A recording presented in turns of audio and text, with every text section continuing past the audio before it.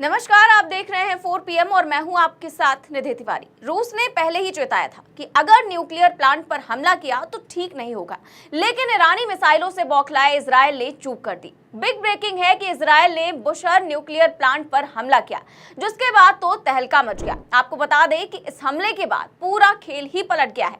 America ने भी Israel से पल्ला झाड़ लिया है और तो और मुस्लिम देश ईरान के साथ खड़े हो गए हैं। तो इजरायल ने ऐसा क्या किया है कि ट्रंप भी भाग खड़े हुए, और अब इजरायल आखिर क्यों ईरान के सामने गिड़गिड़ाने को मजबूर है, इस पर ज्यादा जानकारी के लिए हमारे साथ मौजूद हैं प्रियंका जी। तो प्रियंका जी, आपने सुबह से इन खबरों पर नजर बनाई हुई है और लगातार आप इन खबरों को कवर भी कर रही है, तो क्या आपको लगता है कि ईरान से पंगा लेना इजरायल को भारी पड़ गया है, और आखिर क्यों ट्रंप ने पलटी मार दी है, और क्या न्यूक्लियर प्लांट पर हमला करके इजरायल ने बहुत बड़ी मिस्टेक कर दी है? बहुत बड़ी मिस्टेक कर दी है निधि, और ये अपने आप में एक ब्लंडर मिस्टेक कही जाएगी। आपको बता दें, जो इजरायल ने करके दिखाया है ये अपने आप में बेहद शर्मनाक है। फिलहाल मैं आपको बता दूं, बुशहर पावर प्लांट पर हमला किया गया है। ये एक न्यूक्लियर पावर प्लांट है और इस न्यूक्लियर पावर प्लांट के जरिए एनर्जी को जनरेट किया जाता है, ना कि ईरान किसी तरीके से न्यूक्लियर बम बना रहा है, पहली बात। और दूसरा, मैं यहाँ पर आपको बता दूं, अगर मैं आपको मैप दिखाऊं तो यहाँ पर आप देख सकती हैं कि बुशहर पावर प्लांट के आसपास जितने भी देश हैं वो खतरे के दायरे में आ गए हैं। आप देख सकती हैं यहाँ पर ईरान है, उसके बाद ये जो रेड सिग्नल बना हुआ है जहाँ पर पॉइंटेड है वहां पर बुशहर पावर प्लांट है। उसके आसपास अगर आप देखेंगी तो Kuwait, Bahrain, Qatar, United Arab अमीरात, मस्कट, ओमान, कई देश हैं और ये देश मुस्लिम देश हैं। पहले भी आप जानती हैं कि खामनेई ने किस तरीके से हैदर खैबर के नाम पर इस जंग को इस्लामिक रंग दे दिया, और उसके बाद इजरायल ने जब अब न्यूक्लियर पावर प्लांट पर हमला कर दिया है, इसके बाद से ये देश भी अब ईरान के साथ खड़े हो गए हैं, मजबूर हो गए हैं ये देश, क्योंकि इन देशों को भी अब खतरा दिखाई दे रहा है, क्योंकि इजरायल अब बौखला रहा है। जिस तरीके से ईरान ने ताबड़तोड़ मिसाइलें दागी हैं, इसके चक्कर में इजरायल अब बुरी तरीके से फंस गया है। सोचा था कि ट्रंप धमकाएंगे तो सरेंडर हो जाएगा, लेकिन सरेंडर तो छोड़िए, खामनेई ने कह दिया कि अमेरिका को भी इसका अंजाम भुगतना होगा। आपको बता दें, जहां एक तरफ गीदड़ भभकी दे कि ट्रंप भाग खड़े हुए हैं, ट्रंप किसी तरह का कोई एक्शन लेने के लिए तैयार नहीं है, वहीं दूसरी तरफ बुशहर पावर प्लांट के हमले के बाद से पूरा का पूरा खेल पलटता हुआ नजर आ रहा है। आपको बता दें, खबर ये निकलकर सामने आ रही है, आज 8वें दिन जब जंग में प्रवेश कर चुका है इजरायल और ईरान, तो बिग ब्रेकिंग ये निकलकर सामने आ रही है कि रूस ने खुलकर ईरान को सपोर्ट कर दिया है, और रूस ने कह दिया है कि चेरनोबिल जैसी तबाही मचेगी। तो अगर आपने ईरान के पावर प्लांट पर हमला कर दिया तो अपने आप में कोई छोटी बात नहीं है। आपको बता दें, जो न्यूक्लियर पावर प्लांट है, यहाँ पर ज्यादातर रूसी जो है अधिकारी, रूसी जो वहां पर काम करते हैं, आपको बता दें कि रूसी स्पेशलिस्ट वहां पर मौजूद थे जिस वक्त ये हमला किया गया है। अब ये हमला हुआ है, इस हमले के बाद बवाल खड़ा हो गया। अब जब बवाल खड़ा हुआ है तो खामनेई के साथ पुतिन खुलकर सामने आ गए हैं। खबर भी मौजूद है, खबर दिखा भी देती हूँ, आज तक की खबर देखिए, इसमें लिखा भी हुआ है कि खामनेई संग पुतिन, अब होगी असली जंग, रूस की सीधी चेतावनी के बाद अब ट्रंप पर टिकी निगाहें। तो ट्रंप पर सबकी निगाहें टिकी हुई हैं, लेकिन ट्रंप कुछ बोलने के लिए तैयार नहीं है। ट्रंप सिर्फ एक तरीके से देखा जाए तो ये ऐसा राष्ट्रपति है जो कि सिर्फ जुमलेबाजी करता है, गीदड़ भभकी देता है, अभी कुछ और कहता है और अगले ही पल कुछ और कहता है।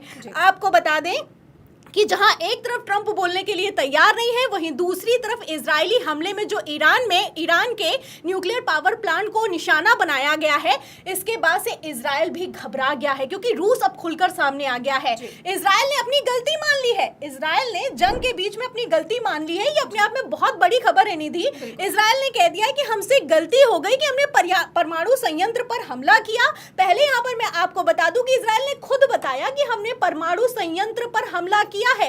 उसके बाद इजरायल ने कह दिया कि नहीं नहीं नहीं, हमने नहीं किया, हमने गलती से कह दिया था। मतलब मजाक चल रहा है, जंग चल रही है, जंग में आप कहते हैं कि हमने न्यूक्लियर पावर प्लांट पर हमला किया, उसके बाद कहते हैं कि नहीं, हमसे गलती हो गई थी।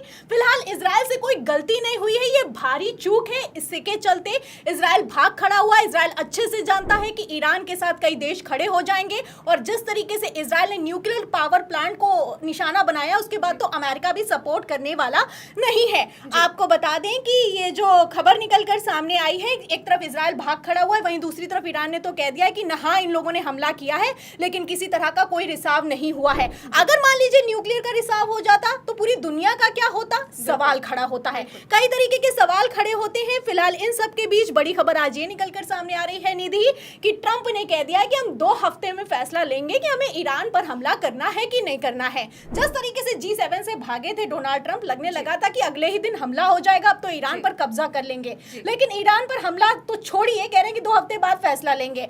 अब जब 2 हफ्ते बाद फैसला लेने की तैयारी कर ली है अमेरिका ने, तो इसके चक्कर में बुरी तरीके से फंस गया है इजराइल। क्योंकि इजराइल भले ही ईरान से पावरफुल देश है, लेकिन इजराइल के पास इतनी मिसाइल नहीं है जितनी ईरान के पास है। आपको बता दें, ईरान के पास इतनी मिसाइलों का जखीरा है कि वो लंबी जंग में पार्टिसिपेट बड़ी ही आसानी से कर सकता है। वहीं दूसरी तरफ इजराइल बुरी तरीके से फंस गया है।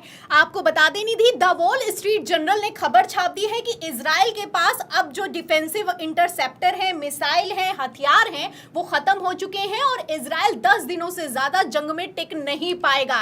एक तरफ इजराइल टिक नहीं पाएगा, दूसरी तरफ ट्रंप भाग खड़े हुए हैं। ट्रंप ने कहा 2 हफ्ते में बताएंगे, 2 हफ्ते मतलब कि 14 दिन। इजराइल के पास सिर्फ 10 दिनों का हथियार है। अब ऐसे में इजराइल का क्या होगा, आप समझ सकती हैं। फिलहाल यहाँ पर मैं आपको बता दूं कि एक तरफ अमेरिका ने कह दिया है कि वो 2 हफ्ते में फैसला लेगा, वहीं दूसरी तरफ बड़ी खबर ये निकलकर सामने आ रही है कि अमेरिका ने अपने अमेरिकी सैनिकों को, मतलब कि अपने सैनिकों को हटा भी लिया है, जिनको एयरबेस पर तैनात किया गया था, कतर में और ईरान में कई जगह पर तैनात किया गया था, उनको वापस खींच लिया गया है। खबर आप देख भी सकती हैं, आज तक की खबर में लिखा भी हुआ है कि अमेरिका ने कतर एयरबेस से चुपचाप हटाए सैन्य विमान, ईरान से हमले की आशंका के चलते लिया बड़ा फैसला।